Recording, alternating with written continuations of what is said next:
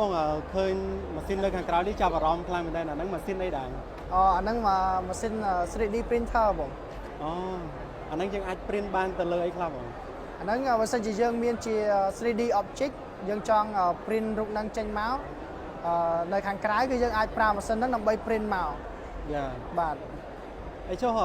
ក្រៅពីសម្ភារៈតូចដូចបង print មិញខ្ញុំសូមមើលសម្ភារៈដែលបង print ឲ្យបន្តិចបាទបាទបងអញ្ចឹងដូចឧទាហរណ៍ថាដូចទូកមួយនេះអញ្ចឹងវាជា 3D object មួយដែលយើងបានគូរនៅក្នុង software របស់យើងតែមកទៀតយើងចង់ឲ្យវាចេញជារូបរាងនៅខាងក្រៅយើងអាចប្រើម៉ាស៊ីន print ហ្នឹងដើម្បី print វាចេញមកអូហើយម៉ាស៊ីននេះកំពុង print ទេបងបាទកំពុង print អូបងហើយចូលទៅពេលដែលយើង print វត្ថុអីផ្សេងៗនេះអាហ្នឹងយើងត្រូវការដាក់រូបឬក៏ដាក់អីផ្សេងៗចូលបងអាហ្នឹងយើងត្រូវការ copy software ដែលវាជា 3D object ហ្នឹងពី laptop របស់យើងហើយយើងដាក់ចូលក្នុង memory card SD card ចូលក្នុង 3D printer ហ្នឹងអូខេនៅក្នុងការ print មួយចាយពេលយូរទេបងបាទយូរបងវាអាស្រ័យទៅលើ object របស់យើងដែរអញ្ចឹងបើសិនជា object របស់យើងវាមានភាពតាន់ហើយរូបវាធំអញ្ចឹងវាត្រូវការ print យូរប៉ុន្តែសម្រាប់បើយើងចង់ print លឿនយើងអាចឲ្យវារៀងមានប្រហោងក្នុងអញ្ចឹងយើង print រយៈពេលខ្លីបងខ្ញុំចាប់អារម្មណ៍ដូចអានេះ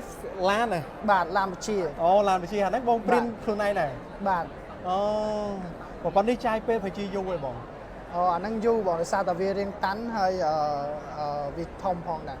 តាន់តែធំបាទអញ្ចឹងសម្រាប់ផលិតផលដែលតាន់ចាយពេលយូរបាទអានេះប្រភេទជួរឬក៏កបោនជើបងជួរនេះអូបងហើយចុះក្រៅពីសម្ភារៈតូចនេះយើងអាច print ប្រភេទសម្ភារៈធំឯបានទេចង់ print ឡានបានទេអាហ្នឹងអាស្រ័យទៅលើ material របស់យើងដូចជាជឿហ្នឹងហើយនឹងទំហំម៉ាស៊ីន print របស់យើងដែរបាទអានេះម៉ាស៊ីននេះវាកំពុងតែ print រូបហ្នឹងបាទអូឡយនឹងជាមកកងហ្នឹងដូចតសែងអំបោះអញ្ចឹងវាយកមកត្បាញយកមកបន្ទប់លើគ្នាអញ្ចឹងអរេបងខ្ញុំឃើញចាប់អារម្មណ៍ដោយសារតែយើងធ្លាប់ឃើញនៅស្រុកគេបាទកាលមុនគេថាអូធ្លាប់ print របស់ print ឡាន print អីបានតែឥឡូវនៅស្រុកយើងប្លែកដែរបាទហើយចុះដូចសម្ភារៈនៅលើនេះបង print បានអីខ្លះឃើញច្រើនបាទដូចហ្នឹងគឺតែប៉ុន្តែខាងយើងគឺសាលាយើងបរៀនតទៅមួយ robotic អញ្ចឹងការ print ហ្នឹងវាគិតតែជាផ្នែកមួយនៃខុសរបស់យើងឯងយ៉ាអញ្ចឹងយើងនៅពេលដែលយើងបរៀនតទៅមួយ basic របស់រូបវិទ្យាតទៅមួយ sequence ខ្សែភ្លើងភ្លើងថ្មអីចឹងទៅបាទហើយតទៅមួយ program ទៅពេលគេធ្វើ project ឧទាហរណ៍ថាធ្វើតទៅជាមួយនឹងឡានហ្នឹងបាទអញ្ចឹងគាត់អាច design body របស់ឡានហ្នឹងហើយ print វាចេញមកតែហ្មងគាត់អាចចាំបាច់ទៅកាត់ជឿឬក៏កាត់ស្នោអីបិទចូលគ្នាទេគាត់ស្រឡាញ់រូបរាងមិនគាត់កម្រងថាមានរូបរាងមិនគាត់ print វាចេញមកតែម្ដងអូប៉ុន្តែមុននឹងដំណាក់កាល print ហ្នឹងយើងមានតែការដាក់រូបអីចូលទៅក្នុងម៉ាស៊ីនទេបងឬក៏ក្នុង system ហ៎បាទបងយើងត្រូវការគូវាគូ design យើងត្រូវការគូបន្ថែមដូចយើងគូរូបធម្មតាអញ្ចឹងថាយើងគូហ្នឹងយើងជាលក្ខណៈ 3D យ៉ាគូជា object 3D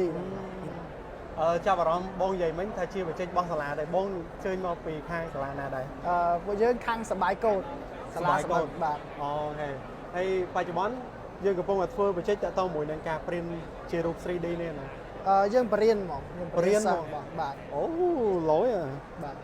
ក្មេងៗបច្ចេកទាំងអស់ហ្នឹងគឺក្មេងៗគាត់អ្នកធ្វើអាយុចាប់ពី10ឆ្នាំឡើងទៅអូបាទចាំមានថាសាលារបស់បងទទួលតាំងពីក្មេងៗអាយុចាប់ពី10ឆ្នាំឡើងបាទអូខេខូ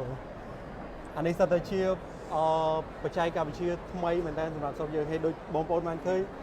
មិញសម្រាប់នេះខ្ញុំអត់ចង់ជឿគាត់ print បានទៅជាប្រទេសឡានឡើងប្រព័ន្ធម៉ាស៊ីនធំជាងនេះអាច print បានផលិតផលធំជាងនេះទៀតបាទឬមួយក៏យើងម៉ាស៊ីនទូចដូចគ្នាប៉ុន្តែយើងការ design របស់យើងហ្នឹងជា part បាទរួចទៅយើងយកផ្គុំចូលគ្នាបាទអូខេដូចឡាននេះវាមាន spare part ច្រើនអញ្ចឹងយើងអាច print ម្ដងមួយបាទអូខេឡយមែនទេសិនជាអ្នកទាំងអស់គ្នាចាប់អារម្មណ៍តាក់ទងជាមួយនឹងបច្ចេកវិទ្យាមិនថាជា robotic ឬក៏តាក់ទងជាមួយនឹងការធ្វើ software ទេបាទអញ្ចឹងសាលាសបាយកោតគឺយើងមានបរិញ្ញាបត្រតាក់ទងជាមួយនឹងជំនាញទាំងអស់ហ្នឹងបាទអូខេអរគុណបងប្អូនទាំងអស់គ្នាច្រើនហើយអរគុណបងដែរដែលបានដល់បទសម្ភាសន៍អញ្ចឹងបងប្អូនមកចាប់អារម្មណ៍អាចតាក់ទងមកខាង មកខាងសាលាបងបានឈ្មោះសបាយកោតណា បាទ អូខេ សប្បាយ ចឹង ក អ ោ រគុណអរគុណច្រើន សម្រាប់បងប្អូនដែលមានតម្រូវការម៉ាស៊ីនកសិកម្មជួយកាត់បន្ថយចំណាយនិងចំណេញលុយខ្ញុំសូមណែនាំក្រុមហ៊ុន Mintech ដែលមានគ្រប់គ្រងគ្រឿងកសិកម្មជាច្រើនប្រភេទដូចជាម៉ាស៊ីនសូនចំណីសត្វម៉ាស៊ីនកិនស្រូវម៉ាស៊ីនវាយស្មៅម៉ាស៊ីនហាន់ដើមចេកនិងប្រភេទទំនិញរាប់ពាន់មុខទៀតបងប្អូនទាំងអស់គ្នាត្រូវការអាចទំនាក់ទំនងតាមរយៈ Facebook Page Mintech Power Tool និងលេខទូរស័ព្ទនៅក្នុងអេក្រង់បាន